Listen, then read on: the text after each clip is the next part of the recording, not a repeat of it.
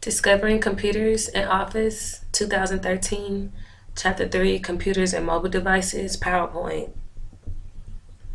So the objectives and the overview are as follow. They describe the characteristics and uses of desktops, laptops, tablets, and handheld computers. We're also going to talk about describe the characters and types of servers, differentiate among POS terminals, ATMs, and self-service kiosks, and describing cloud computing and identify its uses. Describe the characteristics and uses of the smartphones, digital cameras, portable media players, and ebook readers. So basically, we're going to overview and go over just about any type of computer device that we use in this 2015 age year, and also going to be devices and other important embedded computers and other things that we all use on a day-to-day basis.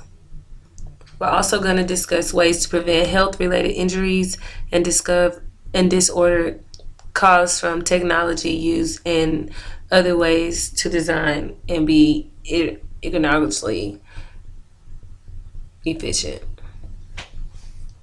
So first we have types of computers, and those types include desktop and mobile computers, servers and terminals, smartphones, digital cameras, ebook readers, and portable media players. So that also goes for like leapfrogs and other small game devices. Then you have embedded computers also.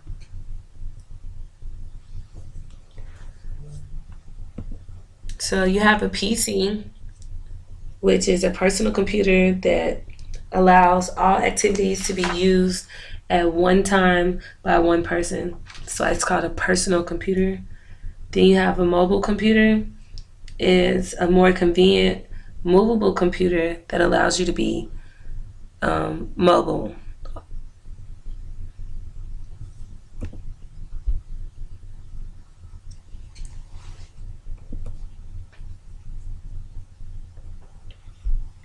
So you have a desktop computer, which is just a stationary computer that fits all its components under a desk, like the keyboard, the desktop, and other small cords and stuff like that. But this is essentially your desktop, and you would sit down somewhere and you would use the computer from there.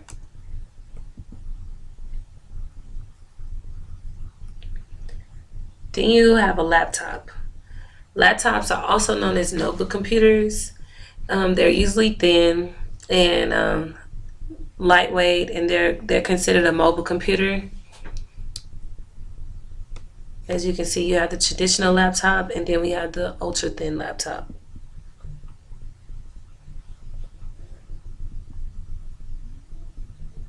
Then we have tablets. Now tablets are really small. They have a more convertible tablet that moves, and you can kind of do just about anything with it. But they are touchscreen devices.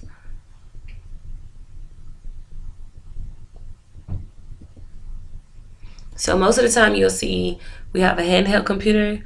Most of the time you'll see a handheld computer when you're working on a job and you guys are doing inventory, or at other places where they take barcodes and stuff, and they need small handheld computers to compute their findings and stuff and all that data.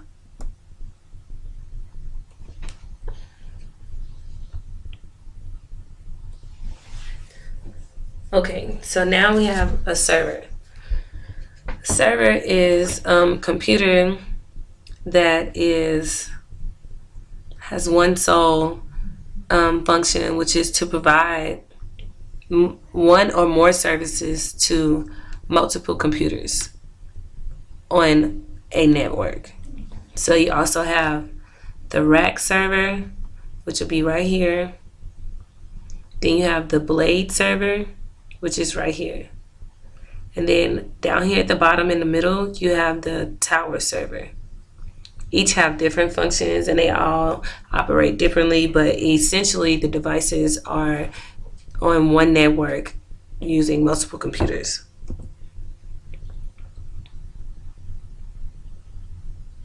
This is just a table of the dedicated servers that you will see majority of the time.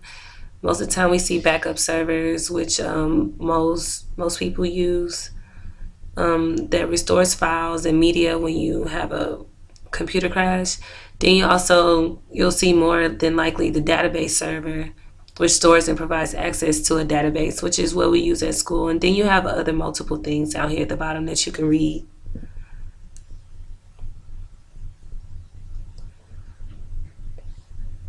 So now you have a mainframe.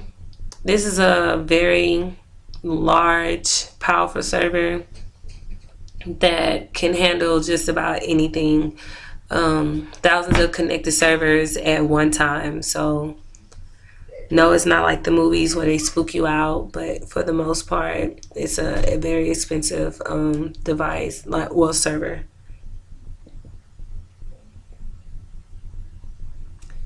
Okay, now we have the supercomputers. A supercomputer is going to be your most efficient and useful computer, but it is also the most expensive. So you really wouldn't use that if you need a personal computer, if you need something done at home. This is majority of the time for big businesses and companies. Okay, now we're going to talk about terminals. So a terminal is a computer, usually, not all the time, with limited processing power. It enables the users to send data to or receive information from a server or host computer.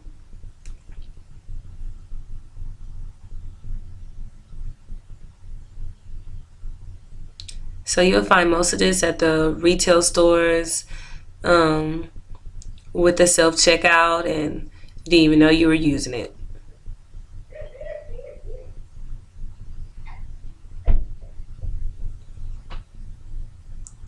So another terminal that is most commonly used is the ATM.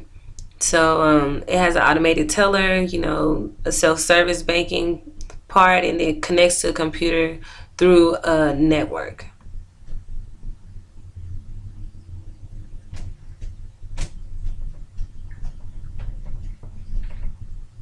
Then you also have a self-serving kiosk, which is a freestanding terminal, another terminal that usually has a touchscreen for user interaction. So you have a financial kiosk that you usually pay bills on. You have the photo kiosk that you can do probably at when you go to different places. Then you have the vending kiosk, or just a ticket kiosk for like the games and stuff located at airports or amusement parks. That's the ones we usually see majority of the time.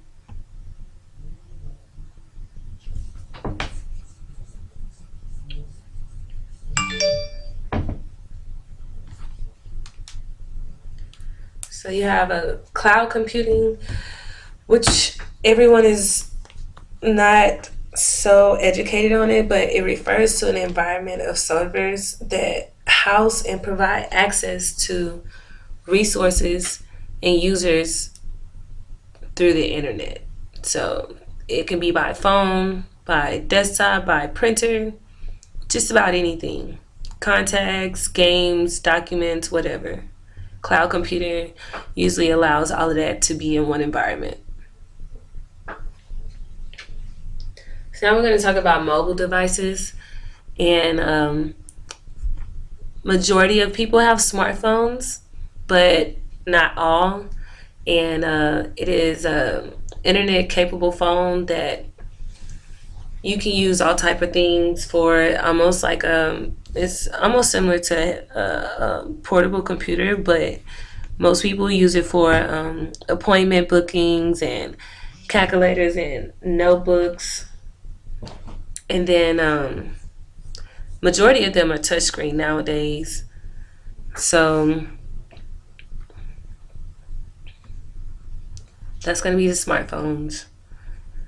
These are the different type of smartphones. You have on-screen keyboard, swipe keyboard app, the mini keyboard, the keypad, slide keyboard, portable keyboard, and a virtual keyboard. We usually see these three at the top.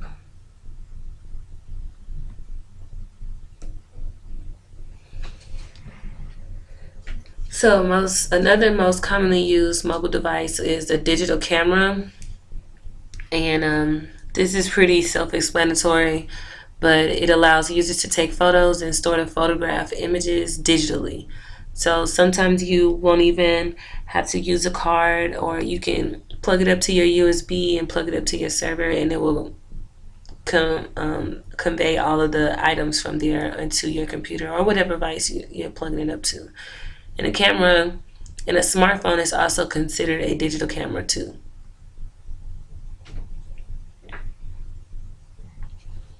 So these are the 5 steps that go into taking care of an image on a digital camera.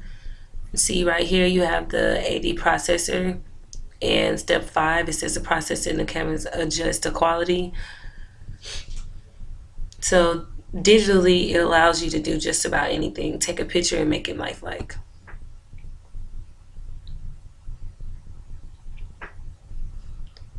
So you have a portable media player, which will go with the iPad, anything like that, and it's a personal media player for you. Usually come with earbuds.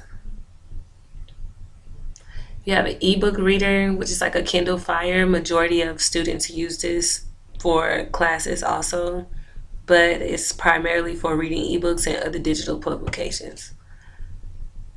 Now we're going to talk about game devices. A game console is a mobile computing device designed for single-player or multiple-player video games. A handheld game is a small mobile device that contains a screen, speakers, controllers, and game console all in one unit. So that would be like a Nintendo or a gamepad. So these would be the different game devices that we would use to control the games. Now we're going to get on embedded computers. Embedded computer is a special purpose computer that functions as a component in a larger product. So those would equate to consumer electronics, home automations, and all of that, automobiles and computer devices and other machines, process controllers, and robotics. So one would be that we use more often is the GPS, which is a wireless connection. Then it also has like over here the tire pressure monitoring, so it'll let you know that it's low. And those usually come in cars. Those are embedded computers. So putting it all together, so you have the personal computer category, the mobile computers and mobile devices, game consoles, servers, supercomputers, and embedded computers. All of these have different physical sizes, number of simultaneously connected users, and general price range.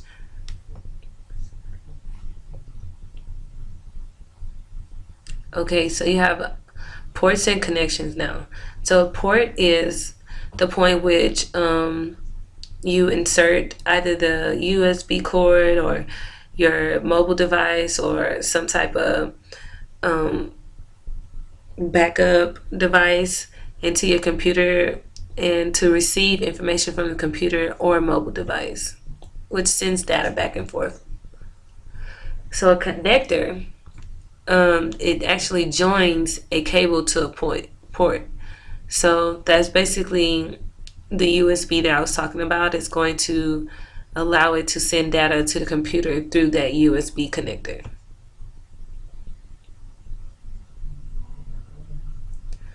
Here we have different ports. We have FireWire, display, headphones, all of that, speakers. So we have a USB port, which is short for Universal Serial Bus Port. Learn something new. And it can connect up to 127. So instead of connecting your other devices directly to the ports or a mobile computer, you can use the USB port to get all of that done. So my time is running up, but I did want to get to the health benefits. You have to protect your hardware